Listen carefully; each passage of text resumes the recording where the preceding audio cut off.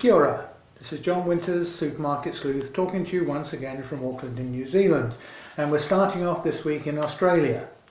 Coles, Australia's second largest supermarket group, has opened what's said to be the most innovative and tailor-made supermarket yet. That's their words, not mine. It has Australian first sustainability features and a product range personalised to meet the needs of the local community. Opening last week, the Chatswood store is part of an expansion of the Coles local format in Sydney. This follows the successful launch of the concept in Rose Bay in May, with Manly set to welcome a new local store to the neighbourhood later this year. As an Australian supermarket first, Coles local Chatswood debuts a range of refillable eco-store shampoos, conditioners, body washes and laundry liquids. These are available for customers through a new in-store refill station using bottles made from recycled and sugarcane plastic, eliminating the need for single-use bottles. Says Coles, the new store is, in their words, uniquely personalised to the community that it serves. It features more than 200 plant-based food products, ice cream just for dogs, a premium coffee and orange juice station, a macaron, mini gelato and Japanese mochi ice cream parlour, and a dedicated aisle with what it is claimed to be the largest Asian range in the country. A brand new neighbourhood supermarket destination, it has new products sourced from 35 small Sydney suppliers and innovative features customers may not have seen before. The new eco-store station is the first for an Australian supermarket. Having successfully launched more than 80 refill stations across New Zealand, the concept has now crossed the Tasman Sea to Australia.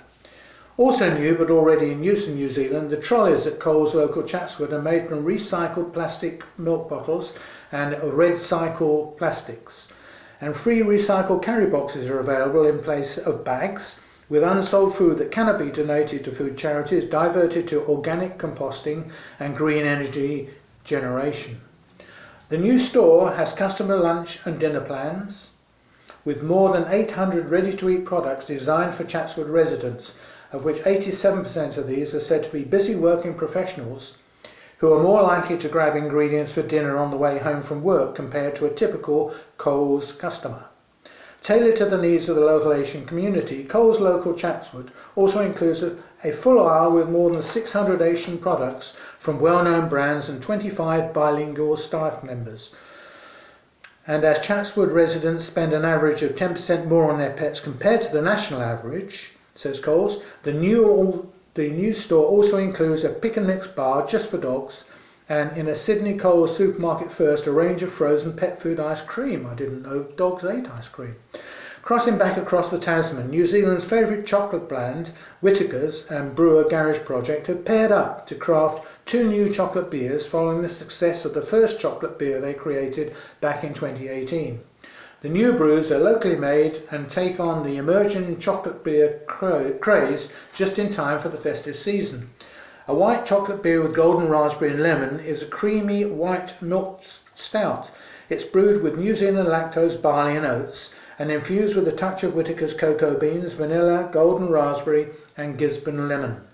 The other is a dark chocolate beer with espresso, hazelnut and orange, and it's a bitter dark chocolate stout. It's brewed with Canterbury malts, oats and roasted barley and infused with Whittaker's finest roast Ghanaian cocoa beans, a hint of espresso coffee, hazelnut and Seville orange. Both companies are based in Wellington, New Zealand's capital. The new beers are now available in all New World supermarkets, selected Countdown stores and other retail outlets. Finally, in New Zealand, the country's new Labour government has decided, after complaints over many years, to charge the Commerce Commission with investigating why their two supermarket groups are expensive. How ironic. Why do I say that? I've been writing about supermarkets in New Zealand, Australia and the UK since 1999.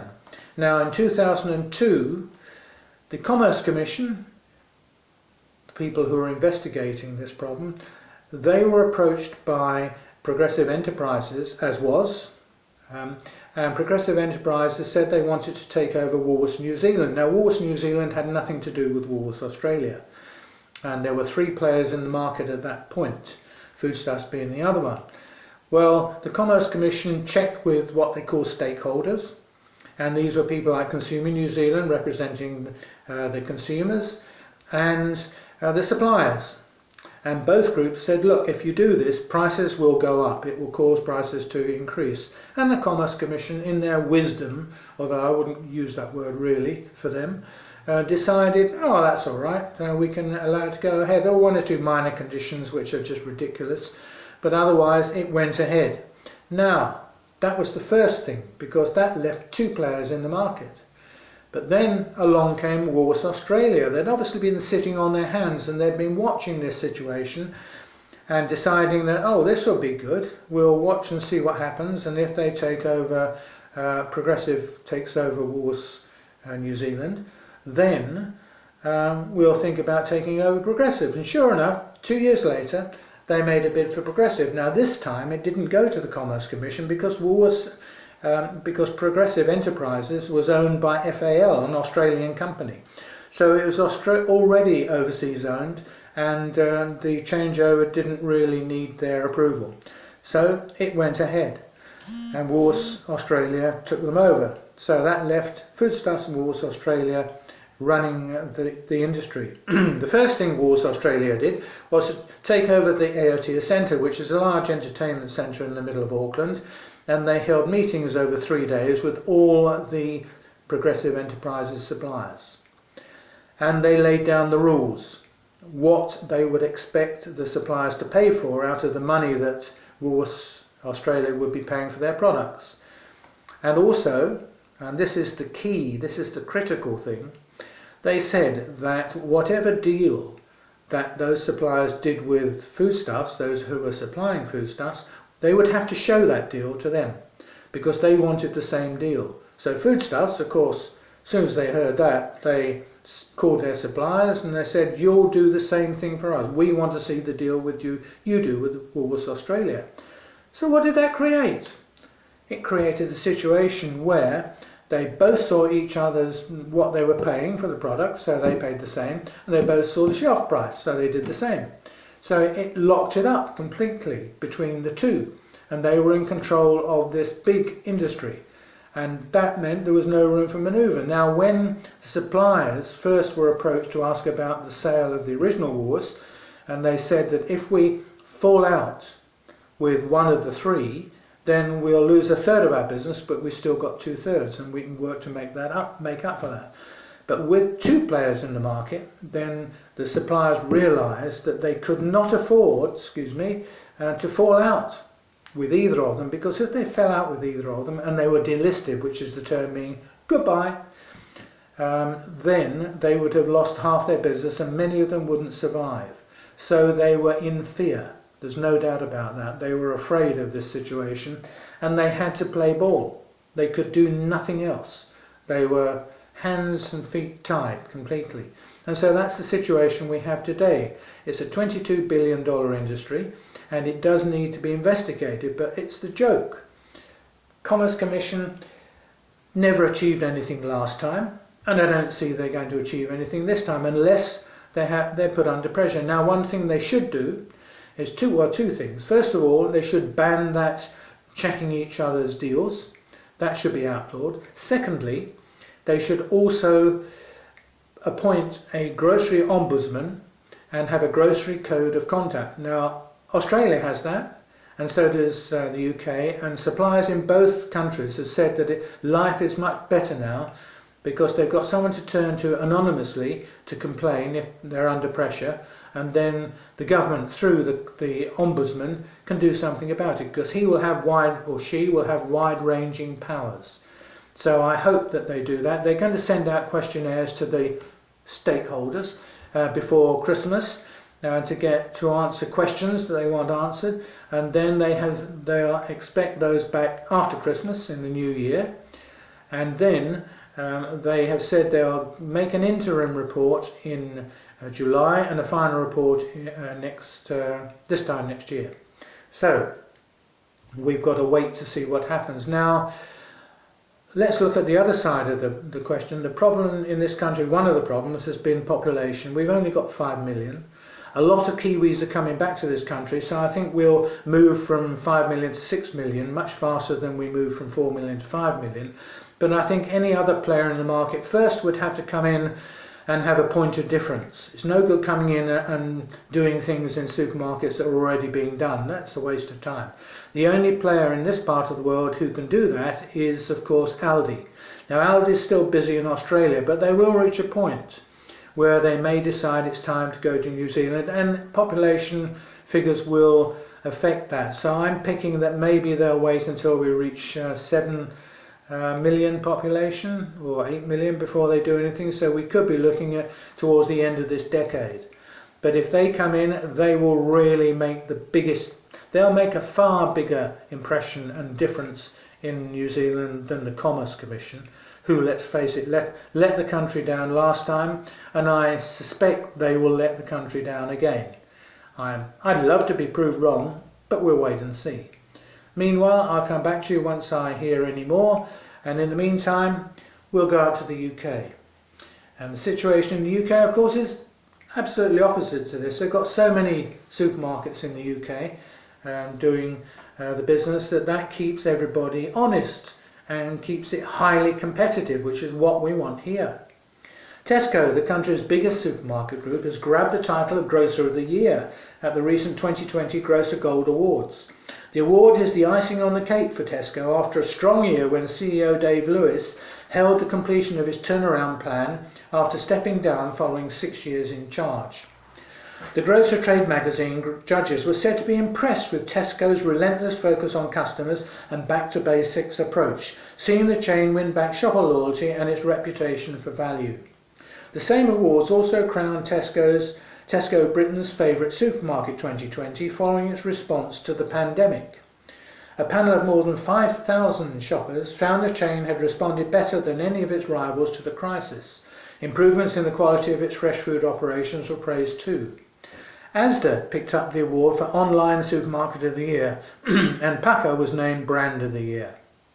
On the subject of Asda, currently in the process of being inquired, it's reported disappointing third quarter figures compared to the bumper growth experienced by its key rivals during the pandemic.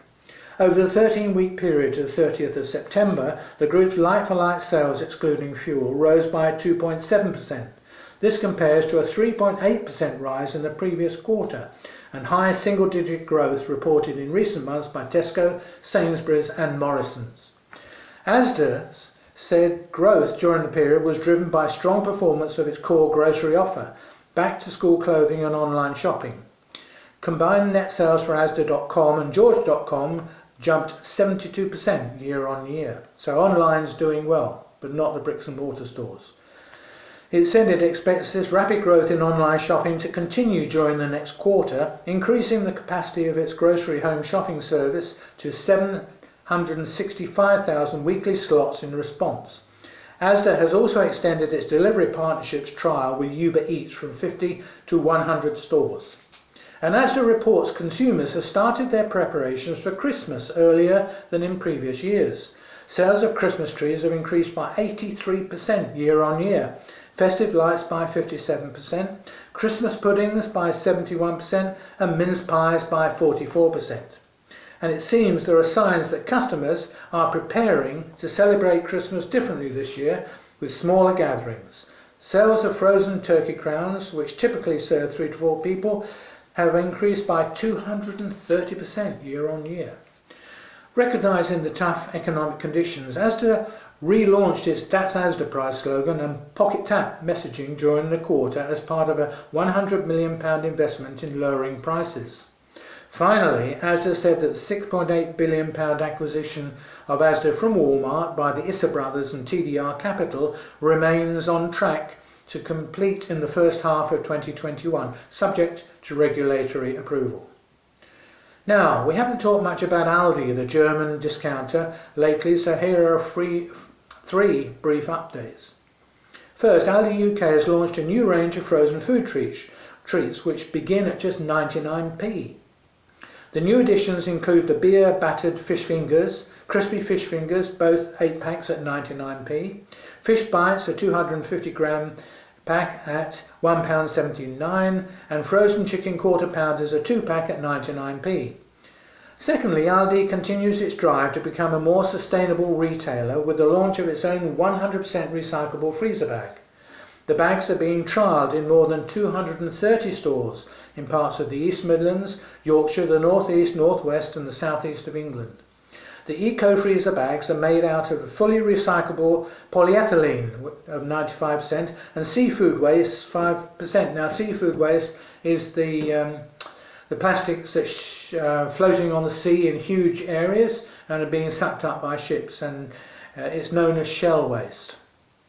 Aldi claims that they are the only own brand 100 recyclable freezer bags offered by a supermarket in the UK. Retailing at 99p, the bags are also treated with an antimicrobial agent proven to inhibit the growth of common types of bacteria and mould. And finally, Asda's hoping to grab a share of the fast-growing online grocery market over the key festive period, with plans to extend its click and collect trial to more than 200 further stores by Christmas. Aldi launched its click and collect service at a single store in the Midlands in September, before extending the trial to cover a total of 18 stores last month. Shoppers are able to choose from a full range of grocery items online, then drive to their local store where their shopping is brought to their car by Aldi staff contact-free, in line with social distancing rules. Finally, in the UK, two Shorts from Sainsbury's. It's opened the doors of its 2 new stores under its fledgling neighbourhood hub format. The openings in Bishop's Waltham and Midhurst follows trials of the format at the store in Woodhall Spa that began in 2019. It plans to roll out around 18 hub stores over the next 3 years as part of plans to refocus on its core food business. The format is said to give the best in-neighbourhood one-stop offer. The new stores are also set to cater to the shifts seen through the pandemic towards longer and more complete shopping missions. The new outlets are a food-led extension of the group's existing convenience offer, but in a much larger format, around twice the size of a standard Sainsbury's local. Key features include coffee to go and fresh juices, a broad produce range, meat-free and plant-based options, a variety of scratch cooking ingredients, floral and gifting, pet and household supplies and cosmetics. There are also Argos and 2 clothing collection points. Right, well that's it for this week. And you can catch me on my Facebook pages, Supermarket Sleuth at Magic Talk Auckland, and my checkout page. And otherwise, you're already seeing me on YouTube. So I'll be back next week. Have a good week and be safe.